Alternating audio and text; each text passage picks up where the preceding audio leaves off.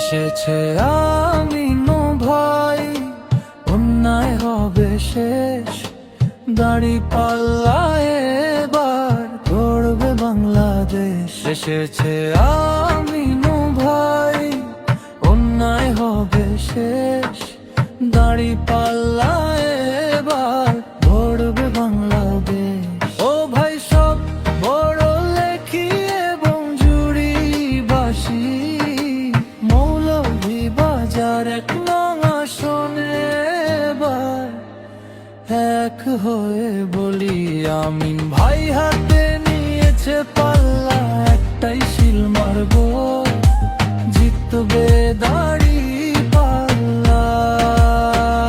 দেখেছো তো সবার নয় আর সহ্য করা, ন্যায়ের পথে এবার একসাথে চলা।